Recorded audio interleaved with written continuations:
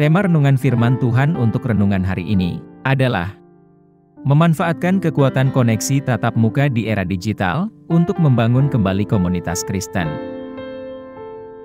Ayat Alkitab yang kita baca sesuai bacaan Sabda Bina Umat GPIB hari ini adalah dari 3 Yohanes 1 ayat 13 sampai ayat 14 yang berbunyi sebagai berikut. Banyak hal yang harus kutuliskan kepadamu, tetapi aku tidak mau menulis kepadamu dengan tinta dan pena. Aku harap segera berjumpa dengan engkau dan berbicara berhadapan muka. Damai sejahtera menyertai engkau. Salam dari sahabat-sahabatmu. Sampaikanlah salamku kepada sahabat-sahabat, satu persatu.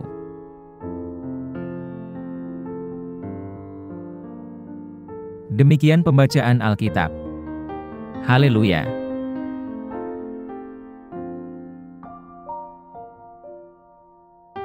Saudara-saudari buah hati Allah, hari ini, kita akan merenungkan satu bagian dari Alkitab, yaitu dari 3 Yohanes 1, ayat 13 sampai ayat 14, di mana Yohanes mengakhiri surat ketiganya, yang merupakan kitab terpendek dalam Perjanjian Baru. Untuk memahami konteks ayat-ayat ini, kita perlu mempertimbangkan tujuan dan isi surat secara keseluruhan serta pesan spesifik dalam kata penutup ini. Surat ini secara tradisional dikaitkan dengan Rasul Yohanes, meskipun beberapa ahli berpendapat bahwa itu mungkin adalah seorang penatua lain yang bernama Yohanes. Surat tersebut ditujukan kepada Gaius, seorang pemimpin komunitas Kristen setempat. Gaius dipuji atas kesetiaan dan keramah tamahannya, khususnya terhadap para misionaris atau penginjil keliling. Dalam suratnya, Yohanes memuji Gaius atas dukungannya terhadap para misionaris, dan juga untuk mengatasi masalah yang berkaitan dengan seorang pemimpin bermasalah bernama Diotrephes, yang menolak menerima para misionaris ini, dan malahan mengucilkan mereka yang menerimanya secara pribadi. Dengan kalimat, banyak yang ingin aku tulis kepadamu, tetapi aku tidak ingin menulisnya dengan pena dan tinta, Yohanes mengungkapkan bahwa masih banyak hal yang ingin dia katakan kepada Gaius. Namun, dia memilih untuk tidak menuliskan semuanya.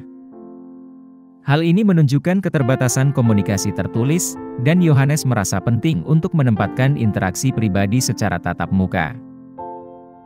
Dengan kalimat, saya berharap dapat segera bertemu dengan Anda, dan kita akan berbicara langsung. Yohanes mengungkapkan niatnya untuk segera mengunjungi Gaius, dan lebih memilih untuk mendiskusikan masalah secara langsung, muka dengan muka. Hal ini menyoroti pentingnya komunikasi langsung dan pribadi, dibandingkan korespondensi tertulis. Dengan kalimat, damai sejahtera menyertaimu. Salam dari sahabat-sahabatmu. Sampaikanlah salamku kepada sahabat-sahabat satu persatu. Yohanes menutup dan mengakhiri suratnya dengan berkat tradisional berupa damai sejahtera, sebuah salam umum umat Kristen. Ia juga menyampaikan salam dari teman di tim penginjilnya, menekankan rasa kebersamaan dan hubungan pribadi dalam gereja mula-mula. Perintah untuk menyapa teman dengan namanya, menunjukkan sifat pribadi dan relasional dari persekutuan mereka. Pilihan Yohanes terhadap komunikasi tatap muka, menggarisbawahi keterbatasan surat tertulis dan pentingnya hubungan pribadi dan interaksi langsung dalam komunitas Kristen. Bagian ini menyoroti sifat erat komunitas Kristen mula-mula. Salam dari teman setim, dan instruksi untuk menyapa orang lain dengan namanya masing-masing, menekankan hubungan pribadi dan saling peduli. Salam berkat damai sejahtera yang Yohanes sampaikan, mencerminkan keinginan akan keharmonisan dan kesejahteraan di antara umat beriman, yang merupakan tema yang berulang dalam tulisan-tulisannya. Ringkasnya, Yohanes menutup suratnya dengan mengungkapkan keinginannya untuk berkomunikasi secara lebih lengkap dan langsung, daripada melalui tulisan. Hal ini menggarisbawahi pentingnya interaksi pribadi dan komunikasi langsung. Dia mengirimkan berkat perdamaian kepada Gaius, dan menyampaikan salam dari teman-teman bersama, menyoroti hubungan pribadi dan rasa kebersamaan dalam gereja mula-mula. Akhir cerita ini mempertegas tema persekutuan, kepedulian pribadi, dan nilai komunikasi tatap muka di antara umat beriman.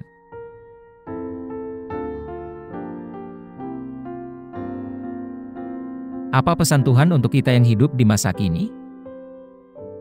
Bagian akhir surat Yohanes ini menyoroti pentingnya interaksi pribadi dalam menyampaikan pesan secara utuh dan dalam membangun hubungan yang bersifat pribadi. Yohanes memahami bahwa ada sesuatu yang tak tergantikan dalam kehadiran fisik bersama orang lain. Pesan ini sangat relevan bagi kita saat ini.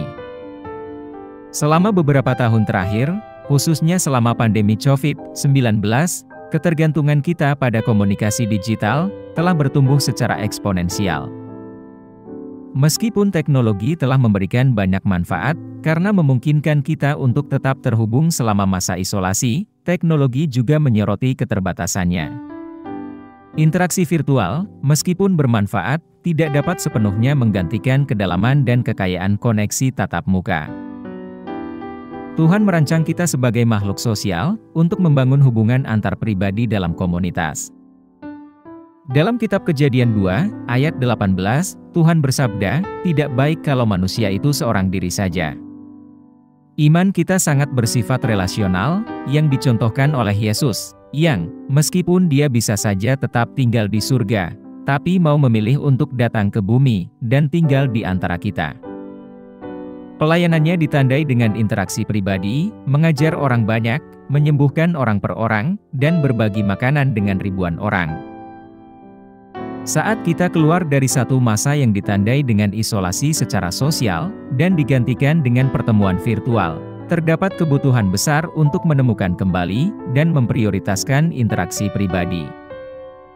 Koneksi tatap muka memungkinkan adanya pemahaman yang lebih mendalam, menunjukkan empati, dan dukungan yang lebih baik. Tatap muka membantu kita membaca isyarat nonverbal, memberikan kehadiran yang menenangkan, dan menciptakan ikatan yang lebih kuat. Dalam membangun kembali komunitas Kristen kita, interaksi pribadi ini sangatlah penting. Kata-kata Yohanes ini mengingatkan kita bahwa beberapa pesan dan dinamika relasional tidak dapat disampaikan melalui layar gadget kita. Kita perlu hadir dalam kehidupan satu sama lain, memupuk hubungan yang nyata dan visual, yang mencerminkan kasih dan kesatuan yang Kristus doakan dalam Yohanes 17, ayat 21, yang memesankan, supaya semuanya menjadi satu, ya Bapa, sama seperti Engkau di dalam Aku dan Aku di dalam Engkau.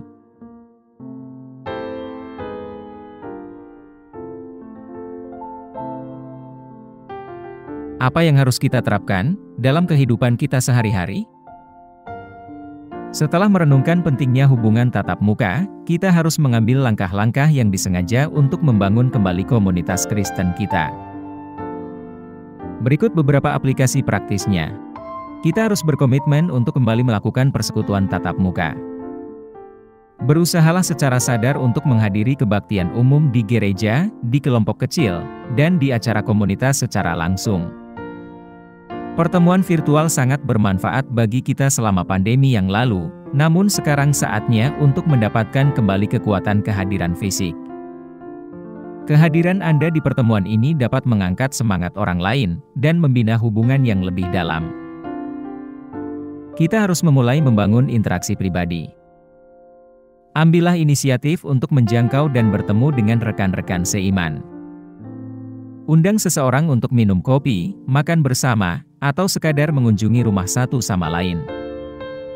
Interaksi pribadi ini dapat memperkuat ikatan dalam komunitas, dan saling memberikan dukungan jika diperlukan. Kita harus saling mendorong dan mendukung. Gunakan interaksi tatap muka Anda sebagai peluang untuk saling menyemangati dan mendukung. Sediakan telinga untuk mendengarkan, berbagi suka dan duka satu sama lain, dan berdoa bersama. Momen-momen ini dapat menjadi sangat berguna dalam membangun komunitas yang kuat dan bersatu. Kita harus membangun kembali kepercayaan dan pemahaman. Gunakan interaksi pribadi untuk membangun kembali kepercayaan atau pemahaman yang mungkin melemah selama periode isolasi pandemi COVID. Jernihkan kesalahpahaman, damaikan perbedaan, dan berupayalah untuk mewujudkan persatuan. Percakapan tatap muka seringkali lebih efektif dalam menyelesaikan konflik dan membangun saling pengertian. Temukan cara untuk melayani bersama di komunitas kita. Bekerja berdampingan dalam proyek layanan atau program penjangkauan dapat menciptakan ikatan yang kuat dan rasa memiliki tujuan bersama. Ini tidak hanya memperkuat komunitas kita, tetapi juga memperluas kasih Kristus kepada orang-orang di sekitar kita. Dengan mengambil langkah-langkah ini, kita dapat memanfaatkan kekuatan hubungan tatap muka untuk membangun kembali dan memperkuat komunitas Kristen kita yang mencerminkan persatuan dan kasih yang Tuhan inginkan bagi kita.